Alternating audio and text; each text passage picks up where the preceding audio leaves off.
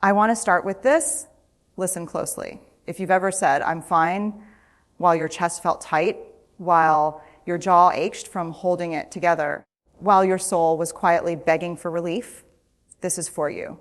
Because pretending you're okay doesn't make you strong. It makes you tired.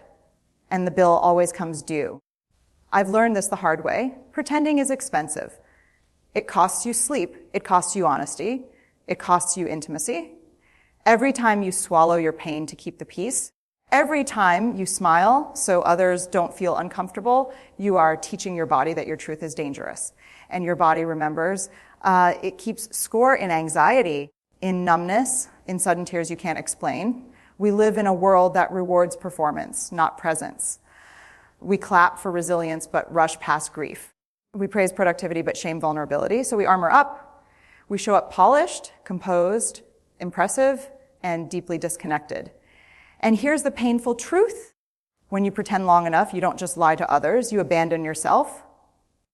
I've sat with people who did everything right and still felt empty, not because they were broken, but because they were exhausted from being someone they thought they had to be.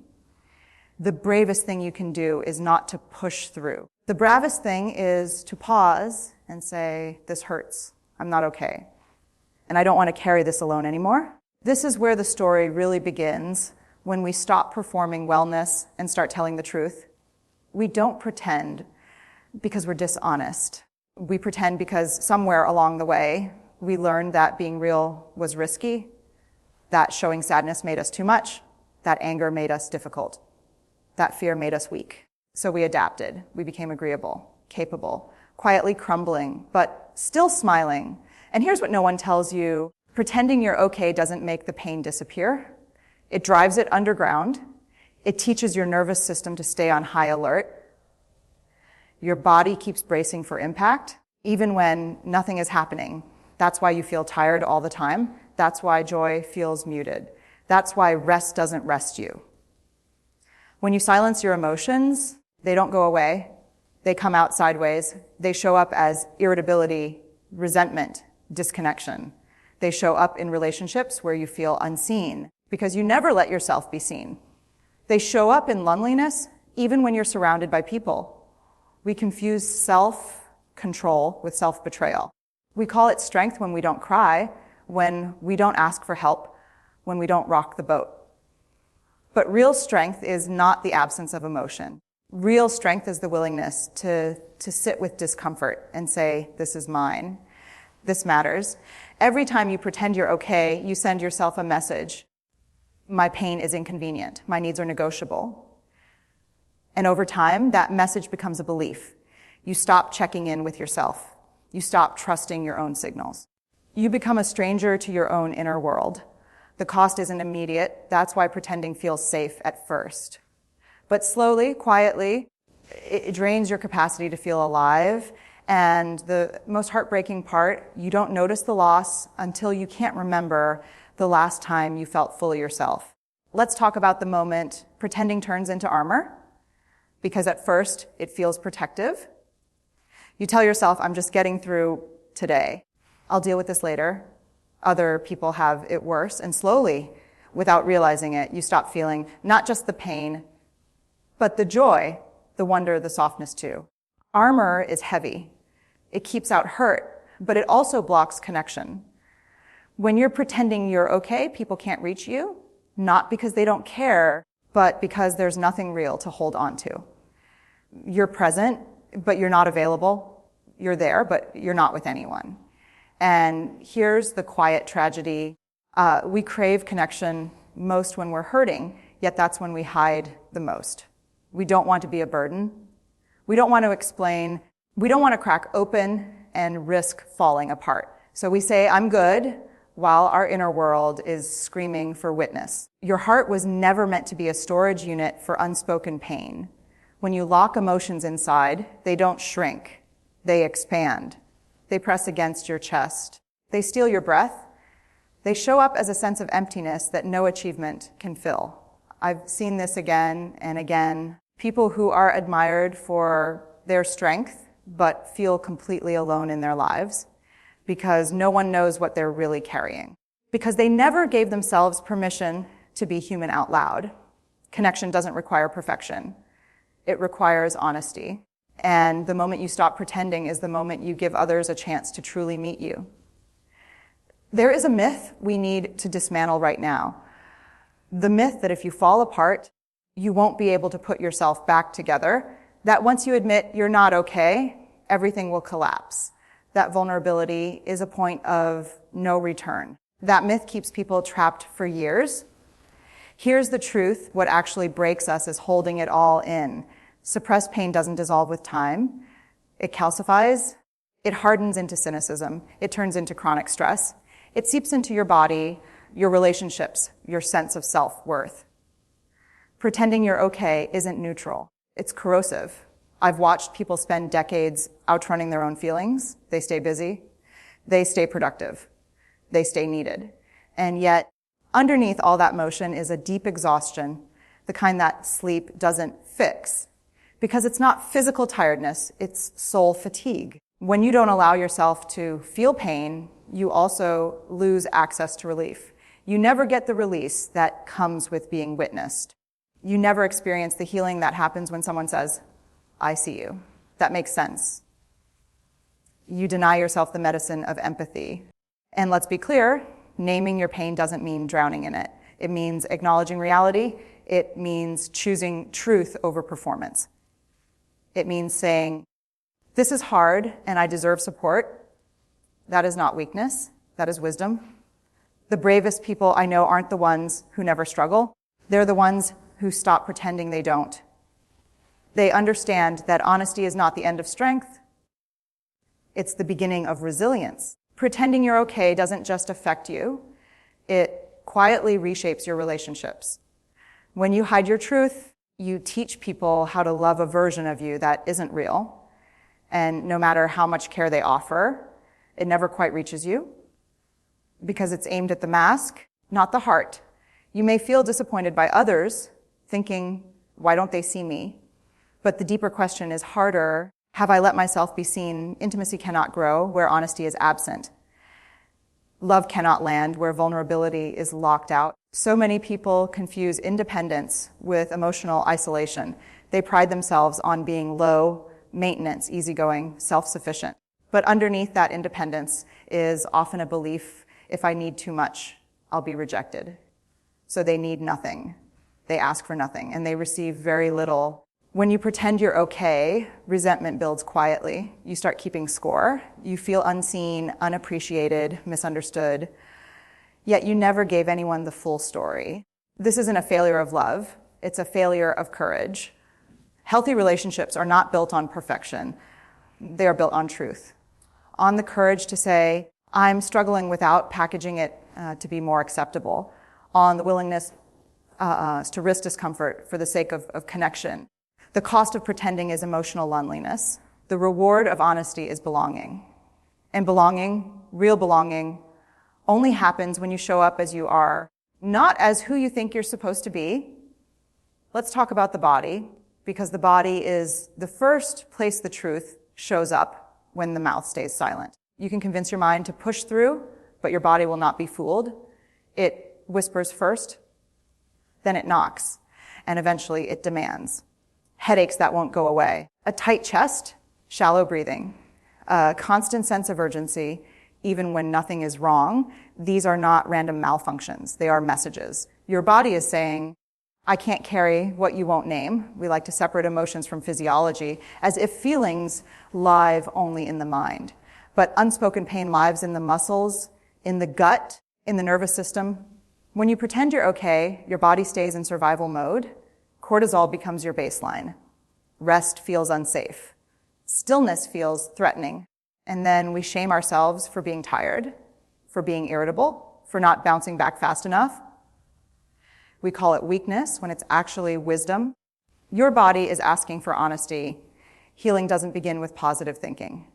It begins with listening, with noticing what tightens when you say, I'm fine, with paying attention to the exhaustion that no amount of productivity can fix, with respecting the signals instead of overriding them.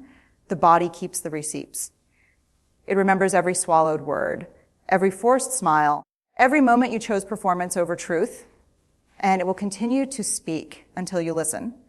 When you stop pretending, your body finally gets permission to exhale, and that exhale, that release, is the beginning of real healing. There's another hidden cost to pretending you're okay, and it's the slow erosion of self-trust. Every time you ignore what you're feeling, you teach yourself not to listen. You override your instincts. You second guess your intuition. And eventually, you stop believing your own inner voice. You start asking everyone else what you should do.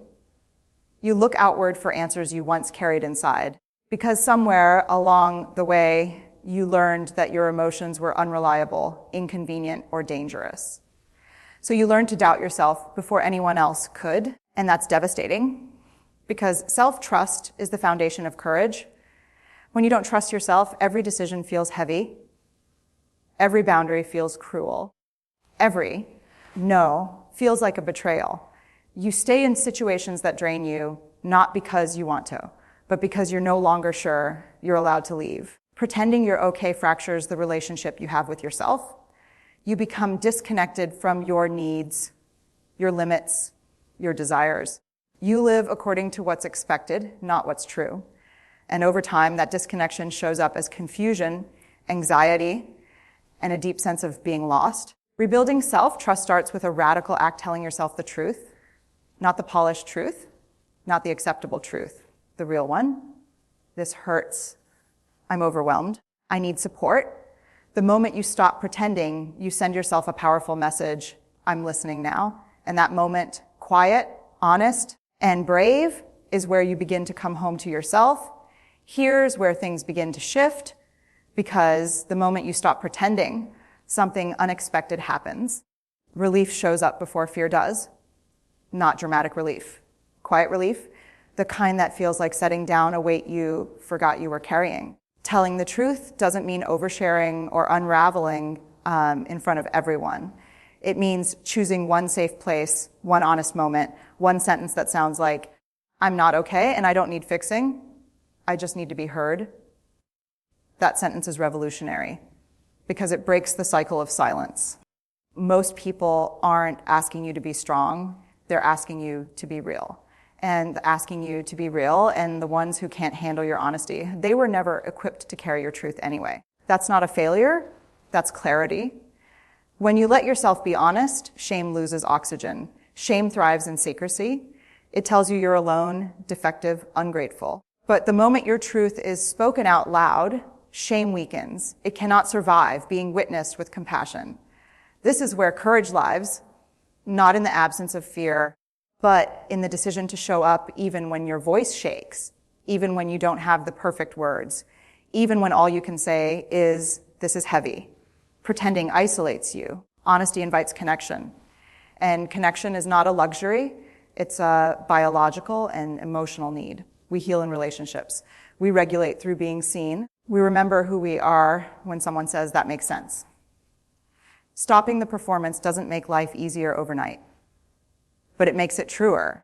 And truth, real truth, has a way of setting you free. Once you stop pretending, you start to notice something profound. Your life begins to reorganize itself around what's real, not what's expected.